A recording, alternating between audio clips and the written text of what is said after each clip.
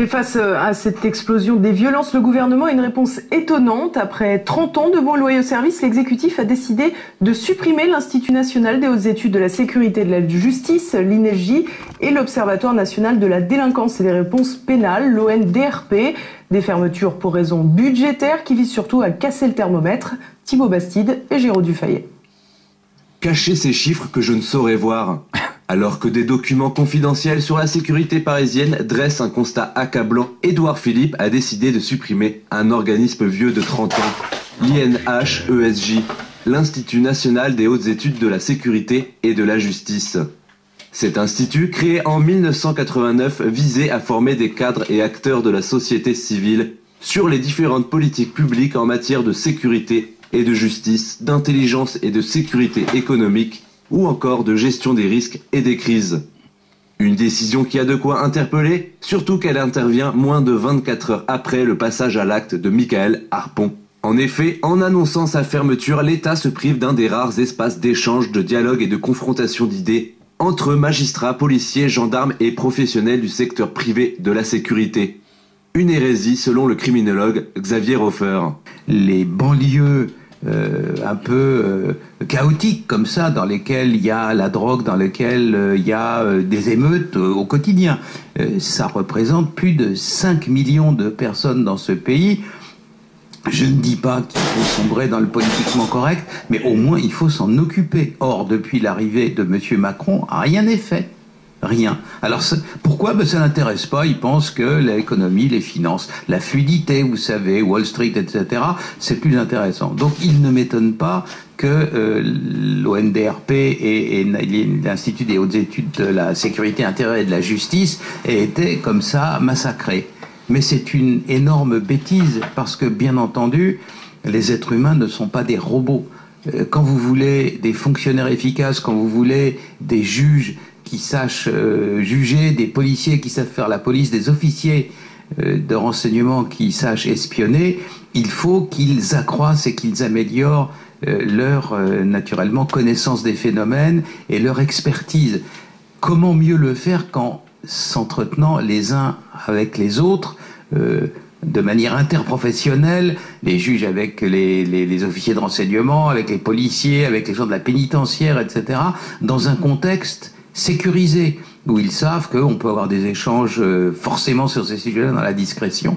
Et l'INSJ et l'ONDRP, qui faisaient des études et des statistiques sur tous les phénomènes criminels, concouraient naturellement de façon éminente à l'amélioration de la situation. C'était le terreau sur lequel pouvaient pousser, après ça, comme un arbre, des institutions judiciaires, une police, une justice, etc., qui étaient efficaces et bien formées. C'est ça qu'on supprime. Alors naturellement, pour être poli, c'est une ânerie. Comment donc expliquer que Matignon décide la suppression d'un institut de formation spécialiste dans le domaine des menaces intérieures? Tout simplement par souci budgétaire. S'il est vrai que certaines économies sont réalisables au vu du grand nombre d'instituts publics dont l'efficacité laisse à désirer, la fermeture de l'INHESJ pose question.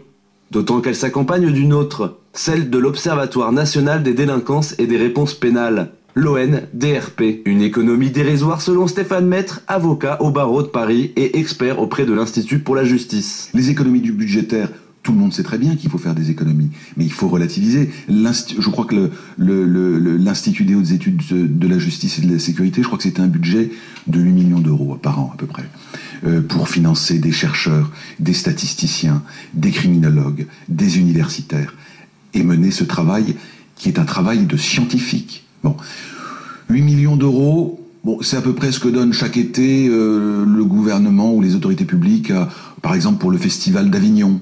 Voyez, bon, moi je pense que pour un gouvernement, se munir d'études sérieuses, utilisables et fiables par rapport à la politique pénale et à la lutte contre la délinquance, je ne parle même pas de la lutte contre le terrorisme, si vous voulez, on y reviendra, je pense que c'est au moins aussi important que le Festival d'Avignon.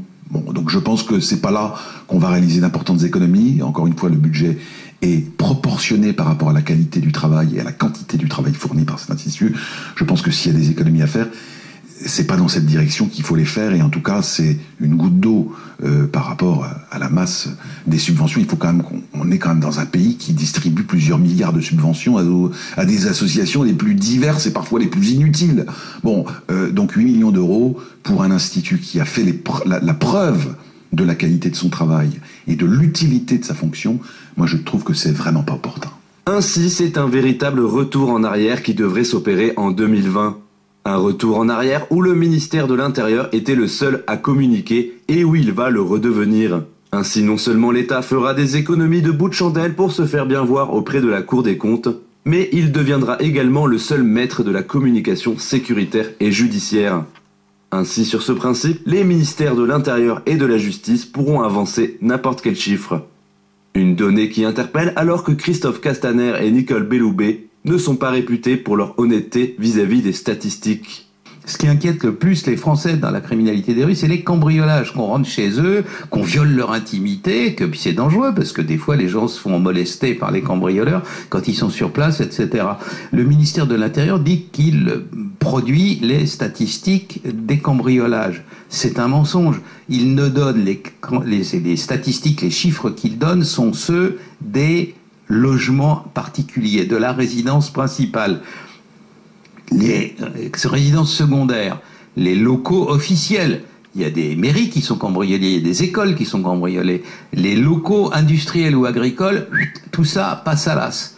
Et le total, on le sait, j'ai vu un texte officiel disant que ces cambriolages hors résidence principale, ça représente 42% du total. Allez, disons 40%. Le ministère de l'Intérieur, les yeux dans les yeux, vous dit il y a 1000 cambriolages en France, en réalité il y en a 1400.